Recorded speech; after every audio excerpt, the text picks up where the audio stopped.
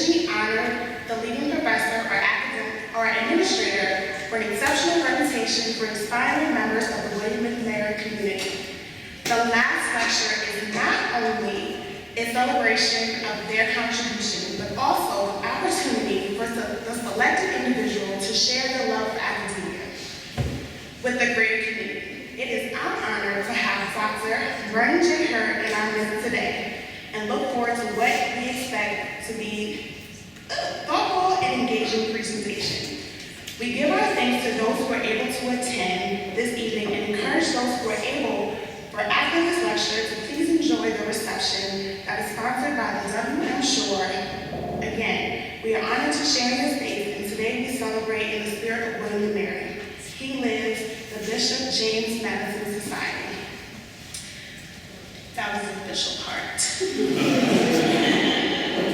Now, I, Shanae Owens, am honored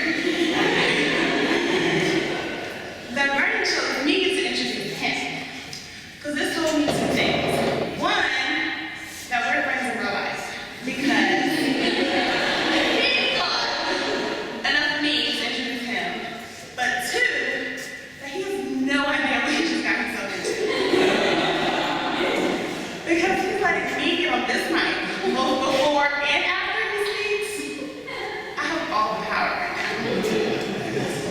I could stand here and go through the traditional things and read his bio, but we kind of all know those things. We all know that he is a dedicated husband, father, preacher, and educator. We all know that he's from Richmond. We all know that he's a member of Alpha Phi Alpha Fraternity Incorporated. But for this occasion, I wanted to go a little deeper. I wanted you all to know the real Reverend Dr. Vernon J. Hurte. So, I had to reach out to some people who've known him a little longer than I have. So I asked the question to some people, how has Dr. Hurte contributed to your development or to the college community? And this is what I got in response. Jada, class of 2017, said, "From the moment I stepped on campus, Dr. Hurte has been in my life.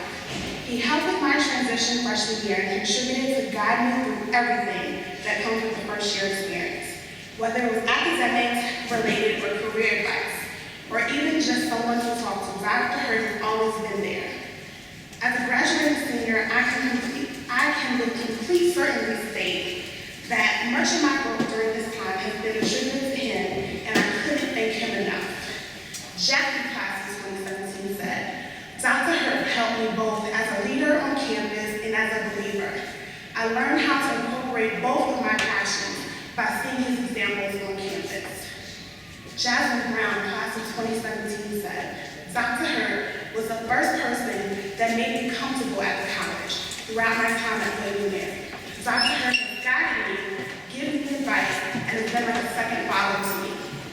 Polly class of 2017 said, "Dr. Hurte has been one of the most meaningful allies, supporters, and mentors at William and Mary.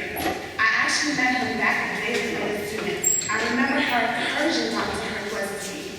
Though I was not yet a William and Mary student, he encouraged me to pursue student leadership as early as my first days on campus. Since then, Dr. Hurte has supported me in all my passions, identities, and organizations as it relates to my queer activism, cultural identities, race, etc. Dr. Hurte has been there for me in tough times. Dr. Hurte has been willing to go above and beyond to help out and provide kind words and institutional advice to navigate whatever situation I'm going through, both by example and through direction. Dr. Hurte has supported me and inspired me." Frank, class of 2016, said, "Dr. Hurte brought out the best in us and pushed for diversity on this campus.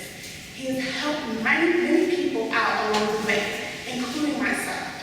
I was a student that was going through trials and tribulations during my days in college, and whenever I needed to talk to him, he would put time aside for me. His mentoring to myself and other students at the college made us gain knowledge with wise words and thoughts. He gave us inspiration in our lives. He's a great alpha man, and I can say that he has and will keep making his fraternity very proud. Just being all that he has accomplished shows his dedication and determination to make a change in this world every step of his life. Knowing Dr. Hurte for the past 4 years has been an honor, and will be keeping a good contact with him when the future goes on. Kendra, class of 2011, said, I first met Dr. Hurte as an undergraduate student in college. Despite my shy nature, he made a conscious effort to connect with me every time I visited what was at the time the Office of Multicultural Affairs. His warm disposition and willingness to support each of us in whatever we were working on was the first clue that he was going to be someone who would have a lasting impact on my experience at William & Mary. Fast forward to the summer, completing my undergrad, I was preparing for my master's in the School of Education, and he offered me a graduate assistantship through the CSD. I've never told him this, but this experience changed my life. It was an opportunity to channel all of my interests and experiences into work that would not only impact the campus, but in many ways heal me personally. He took a chance on me and never looked back. I'm grateful for his leadership and his support, and most importantly, his friendship. Jeanette, class of 2009. What can I say about Dr. Hurte? He gave me a home on campus by hiring me at the Office of Multicultural Affairs. He watched me transition into Alpha Kappa Alpha Woman. I'm just reading on the paper. He welcomes me into the family as a big brother. While you consistently demonstrated your love and respect for your wife, and as a husband, you trusted me to watch your princess. You always listened, always cared, and always offered the most authentic, sometimes tough advice. I am deeply indebted to you for all your years of investment you poured into me. Today I'm working towards my doctorate in higher education, a path I took thanks in large part to your investment. Then I asked a few students, how would you describe Dr. Hurte? Kim, class of 2013, said, Dr. Hurte is a servant leader that is always happy to help, always goes above and beyond, and always takes the opinions of others into consideration. He has helped students, including myself, navigate hard times and been present through the good times. Jerome, class of 2006, said, Dr. Hurte is a cerebral leader. He's always working and handling business with class. He constantly has the right words to say, and we need them. Right words to say when we need them. So at this time, I proudly introduce to you Dr. Vernon J. Hurte.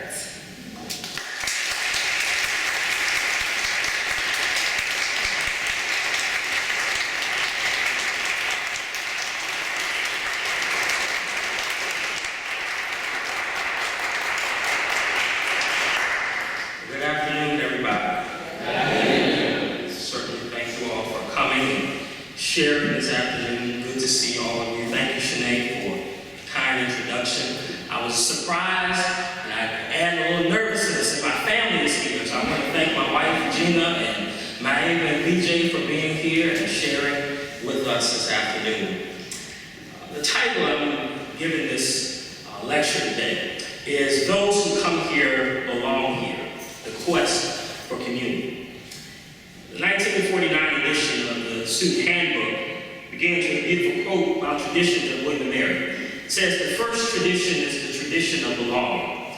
You will have the feeling of ownership the moment you enter the college yard, seeing for the first time as a student the quiet dignity of the Wren Building, the tall majestic trees, the cool sweep of the sunken garden.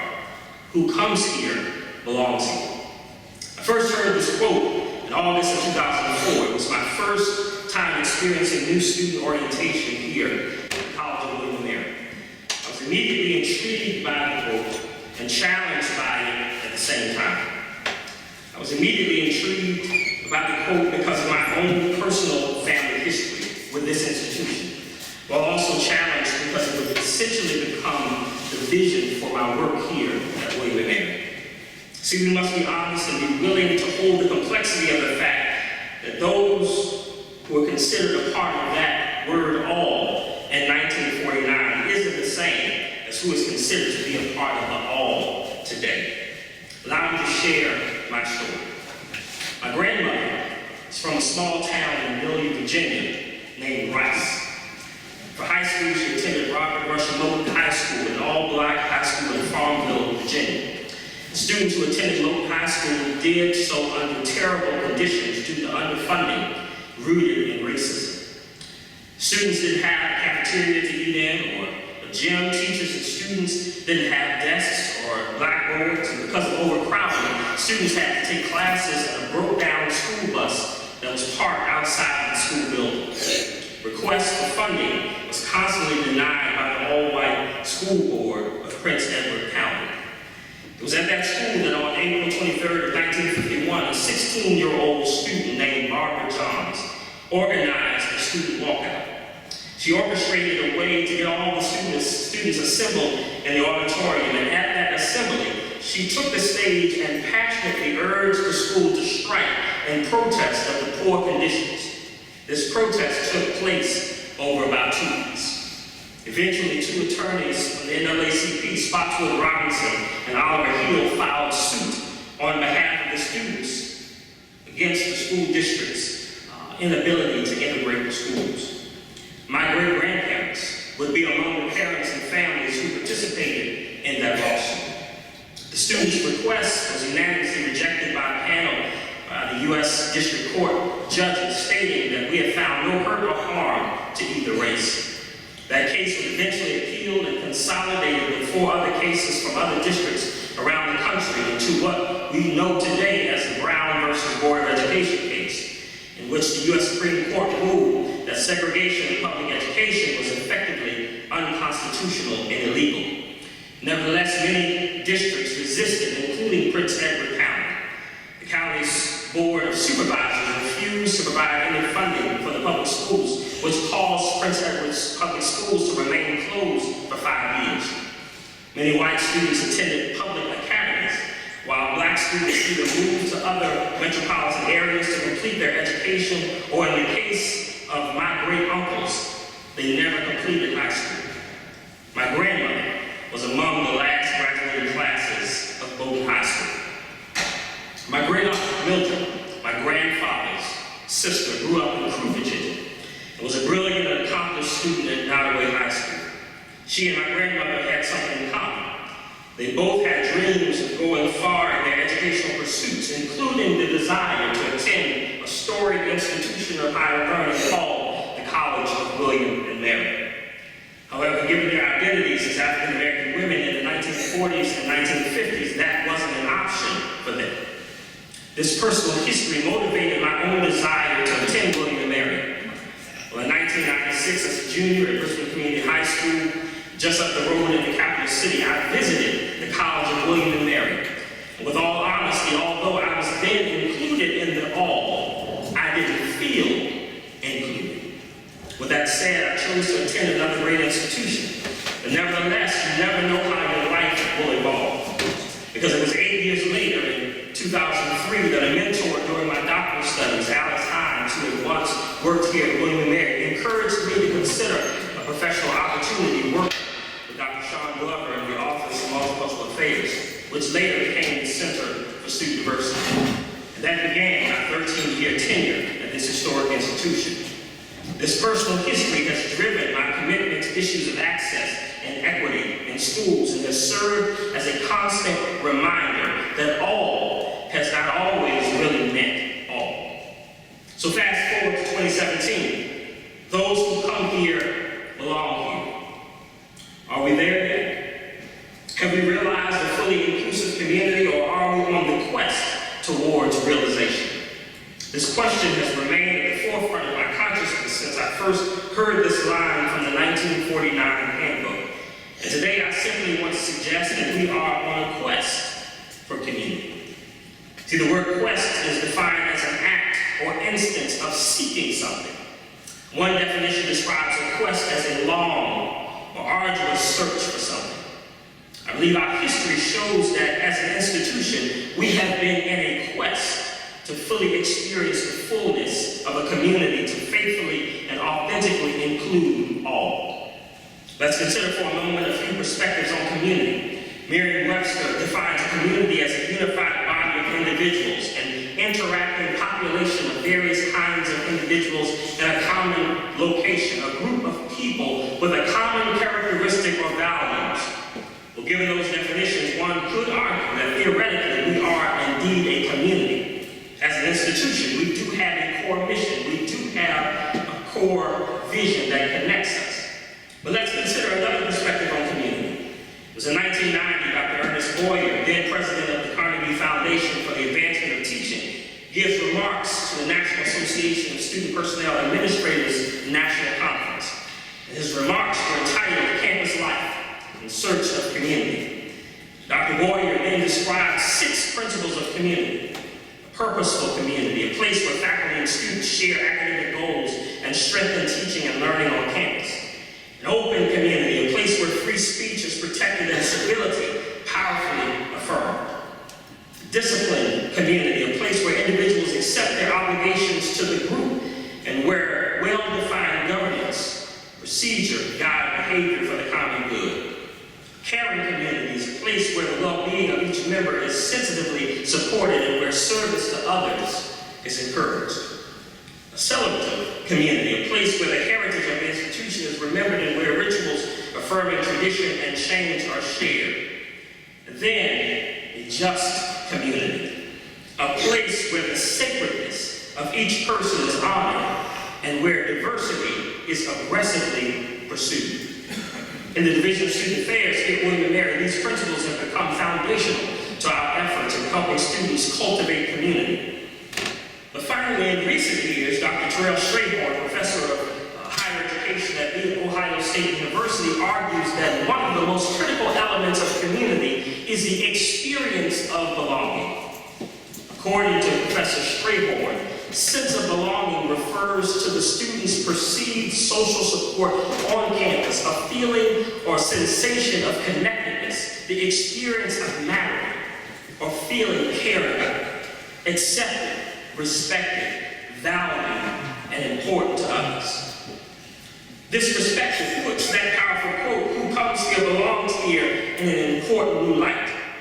So essentially, Professor Strayhorn argues that belonging must be personally felt and experienced by each member of the community. It's not something that can be merely stated or determined by another person. So when it comes to this treasured quote, "Who comes here belongs here," through the lens of Strayhorn's perspective on belonging, it challenges us to wrestle with the question, is this a theoretical vision or an actualized reality? Have we realized a fully inclusive community, or are we on the quest towards realization? As I noted earlier, I want to suggest that we are in progress. I believe we are on the quest towards realizing a fully inclusive community. So the question that should challenge us next is, how do we get there? Well, this afternoon, I'd like to briefly suggest 8 elements, 4 institutional and 4 personal, that I believe are critical to our quest for an inclusive community at William & Mary. First of all, beginning at the institutional level, reaching this vision requires institutional will and commitment. In other words, we have to really want it. Every institution makes decisions to hang their reputational hat on areas that they desire to be leaders in. As an institution, we have committed ourselves to excellence in teaching. We have committed ourselves to developing civically engaged leaders. And in order to realize and truly realize our vision of becoming a fully inclusive community where all who come here truly feel that sense of belonging, we must have the institutional will and commitment to hang our reputational hats on being that place where all who join this community, no matter what their identity may be, no matter where they may be on the political spectrum, no matter what their socioeconomic situation may be, this will be a place where everyone can walk in their personal authenticity and flourish. But secondly, the critical importance of active presidential leadership in the quest of inclusive community. The president of any university plays a critical role in articulating who that institution is and who that institution seeks to become. Like never before, university presidents have the critical responsibility to lead the way. During my time at William & Mary, I've served under the leadership of 3 presidents. When I arrived in 2004, William & Mary was led by President Timothy Sullivan. And at that time, affirmative action was under legal attack. Universities across the nation were challenged with significant campus climate issues. William & Mary was no different. One of the leadership lessons that President Sullivan taught the community at that time was the importance of recognizing the need to have individuals who are knowledgeable and bring a proven record of leadership when it comes to diversity and inclusion efforts to be on your team. It was during that challenging season that President Sullivan appointed our current Chief Diversity Officer, Dr. Sean Glover, to the role of Assistant to the President, signaling the importance of a senior-level leader for diversity and inclusion. That was the first step in progressing towards the creation of our current Chief Diversity role and what I expect in the years to come to be a Vice President-level appointment. After President Sullivan's retirement, President Jim Nickel took the helm and elevated our commitment to inclusion. In fact, this open and inclusive altar behind me is a testament to his commitment to this space being a reflection that who comes here belongs here. President Nichols showed us the power of passion. He also modeled for us an important leadership lesson that sometimes our assignment requires sacrifice, maybe even the sacrifice of our very career. For the past decade, President Taylor Reevely, in his own way, has helped move the needle forward. If I could use one word to describe President Reevely's impact, it would be investment, which is the third critical institutional element. Under his leadership, the university has made initial financial investments and efforts to hire more diverse faculty.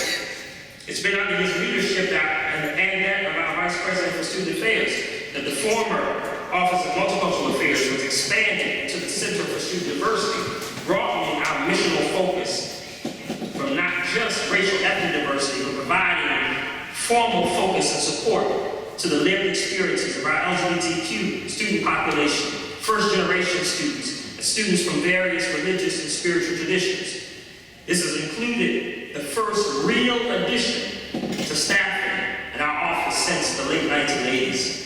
It was on his watch that the names of people of color were added to buildings on this historic campus. It was on his watch that housing options were further expanded to meet diverse student needs. One of the things I have learned in working with each of these presidents is that progress does not require perfection. Like all of us, every leader has unique strengths, but no leader is perfect. At the end of the day, commitment and active leadership in moving the inclusion needle forward will lead to progress towards fulfilling our vision of being a fully inclusive community. As William & Mary has launched a search for its next president, it is critical that the next leader show a proven commitment to diversity and inclusion and an importance of making real investments in this critical work. And lastly, from the institutional perspective, we must subscribe to an anti-deficit perspective and approach. The academic experience is at the core of our institutional mission. And in order for every student to thrive and feel a sense of belonging, they must be surrounded by leadership, especially academic leadership, who believe they can. When we consider students who think and learn in unique ways, this must be a place that affirms and recognizes their unique abilities. That's why initiatives like our neurodiversity working group is critical to the work of inclusive excellence and community building. As academic leaders, we cannot have a framework that says different equals deficit. That's why the work of Professor Sean Harper at the University of Pennsylvania is so critical. Professor Harper's work suggests that institutions who support raw student success don't take the perspective that some students don't experience the same level of academic success as others because there is something wrong with them. No, they begin to look inward. They begin with the foundational perspective that who comes here belongs here. Those who come here are more than capable of succeeding here, and it is our duty as leaders in this community to create an academic environment where all students can succeed. Imagine this. Imagine a time when there's no need for academic accommodations for those who think and learn differently from others, but instead every academic leader committed themselves to creative course development that placed equity at the core. That would totally shift the academic experience for so many and signal a deep commitment to this concept of fully inclusive community. These institutional elements are critical, but we must not forget about the personal elements of building inclusive community. It begins with the first critical personal element I want to suggest today for building inclusive community, and that is the element of self-awareness and self-reflection. Whether we want to believe it or not, we are all prone to have biases. Most of us have privilege of some kind. And in order to do our part in building inclusive community where all feel that sense of belonging, we all must check our blind spots and assess how our attitudes and how our actions on an individual level, whether intentional or not, create a community climate in which others are marginalized. As a graduate student, I studied existential phenomenological research methods with renowned psychologist Dr. Howard at the University of Tennessee, Knoxville. And in studying with Dr. Collio, I discovered this process in qualitative research called bracketing. Bracketing is a method that's used to mitigate the effects of the perceived notions and biases on the actual research process. In other words, the researcher must work to set aside their biases and suspend their judgments in order to focus in on the lived reality of another. In our own ways, we should commit to undergoing something of a bracketing process in order to set aside our biases and our preconceived judgments and notions about others in order to faithfully be in community with others. I believe going through this process, it will help us shift to living and engaging from a place of cultural humility, the second critical personal element I'm suggesting today for building inclusive community. Cultural humility is the ability to maintain an interpersonal stance that is other-oriented or open to the other in relation to aspects of cultural identity that are most important to that person.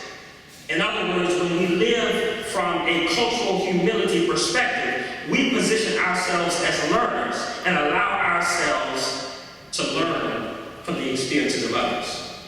When we position ourselves as learners, we allow others to teach us about who they are. Cultural humility reminds us that our lens is a lens, not the lens. How I see the world is a way, not the way. In our field, the concept of cultural competency is a popular one. And it's one that I've always been challenged with. I've always been challenged with the language of cultural competency, because the word competency suggests mastery of knowledge or mastery of understanding. I've always been challenged by this word because it suggests that one could be positioned to master understanding of another. And I believe such belief is why many people walk through life believing that they are experts on the lives of others instead of seeing others as the experts on their own lives. If we came from a place of cultural humility, it would cause us to, instead of making judgments through our lens, to ask questions and to learn from the lens of others. Our campus community and the world in general will be a much better place if we all lived from a place of cultural humility. Thirdly, I offer the importance of personally engaging in dialogue and exchange. Some years ago, we had a student leader by the name of Joe Lupino Esposito. Some of you may remember Joe. Joe was a conservative student whose voice I came to value and respect, although we rarely agreed. And over time, I know he shared that same respect for me, because before there was a seed dialogue, we simply met for coffee. We wrestled with our perspectives. And this relationship reminded me that inclusion isn't about cookie-cutter thinking, but it's about effectively creating space where multiple perspectives can coexist, but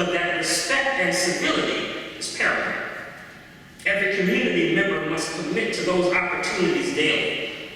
And in this social media era, where we are more often encouraged to make announcements instead of engage, to debate instead of discuss, we must all be even more committed to taking time to learn about others and actually listen and learn.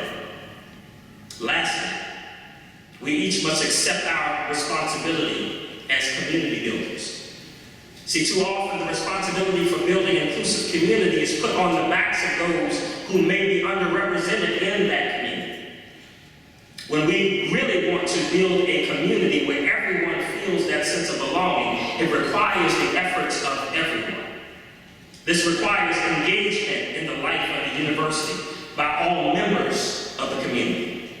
This requires challenging student culture and challenging institutional culture. As a student leader during my undergraduate years, I probably would have been labeled as a student activist. But I came to understand that very often both agitation and participation is required for progress. As students, you would do well to develop an appreciation for both the activist voice and the advocate voice. You need all of them. And too often, those voices end up competing instead of collaborating. I remember when I was a student at Blue State University, we would have what we call Sunday night strategy sessions.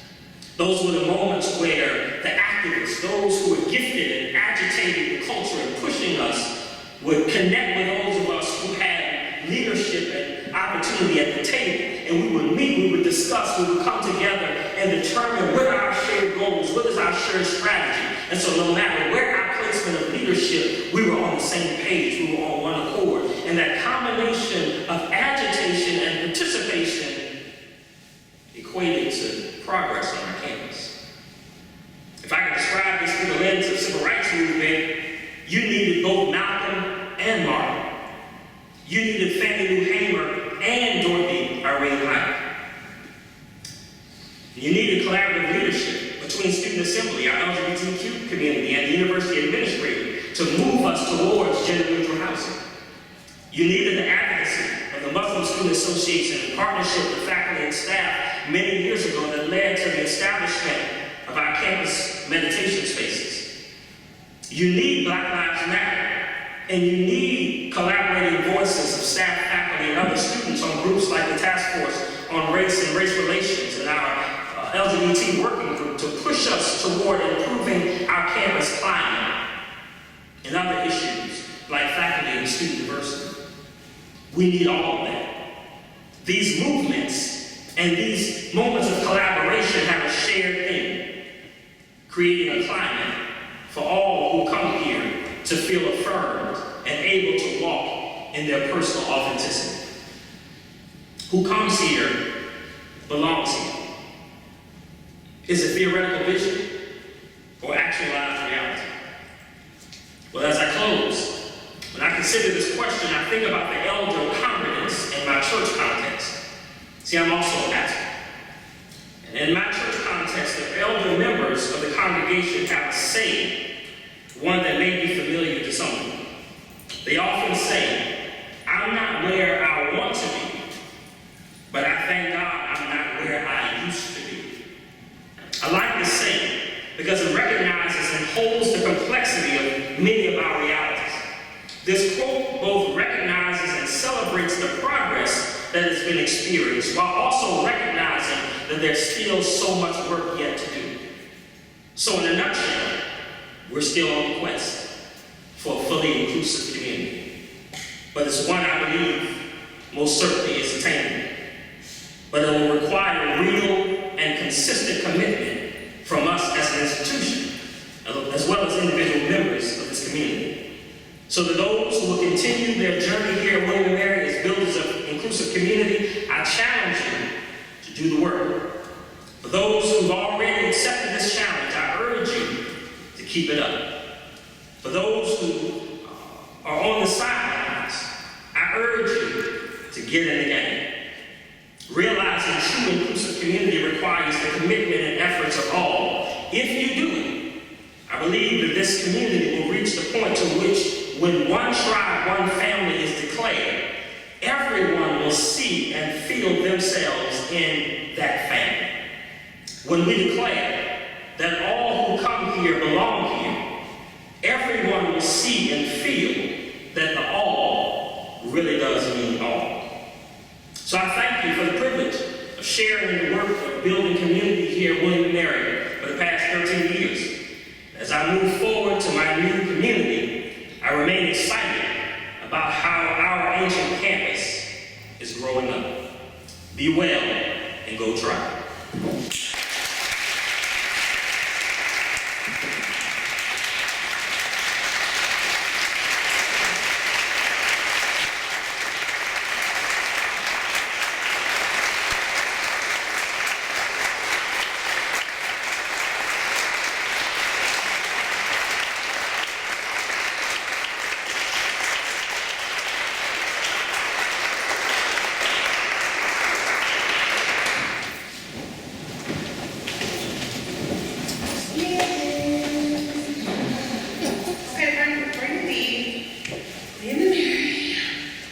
Your students want to send you off with a few thank yous. So, thank you, Dr. Hurte, for being the light everywhere you go. Thank you, Dr. Hurte, for believing in me when I wasn't able to believe in myself. Thank you, Dr. Hurte, for being one of the greatest supporters, inspirations, role models I could ever ask for. Your selfishness and dedication to all students at William & Mary is so powerful to witness. I wish you all the best in the future endeavors and hope you come back to visit. Thank you, Dr. Hurte, for remaining a constant and consistent inspiration. The work you do, both on campus and in the community, is nothing short of amazing. You have been an unofficial mentor for years, even if you didn't know. Watching how you affect change with such humility is a major part of the reason why I work as hard as I do. Thank you for being an inspiration, a mentor, and most of all, a friend. I wish you and your family the best of luck in the Midwest. Oh, six good brethren. Thank you, Dr. Hurte, for helping me grow into the person that I am, supporting me from plus to graduation. Thank you, Dr. Hurte, for all that you've done for the minority community and the greater William & Mary campus. Your presence has been greatly appreciated, and you truly left an impact on the college and its students. Thank you, Dr. Hurte, for serving as our director of the Center for Student Diversity. You have made such an impact on this campus, and with that, it has pushed our community. While here in Williamsburg and in Richmond, wherever Dr. Hurte was, he was spreading his knowledge about diversity. This is a good man that has and will bring change to his family, friends, and community in the next chapter in his life. I wish you the best for you and your family. May God be with you during this time in Iowa. God bless you, sir, and have a beautiful life journey. Thank you, Dr. Hurte, for always lifting us up and seeing my potential. Thank you, Dr. Hurte, for so many things, but most of all, for being a mentor that's always listening from a place of genuine interest. That is from your students, past and present. And to all of you, thank you for being here for the last lecture. Thank you, and good night. There's a reception afterwards.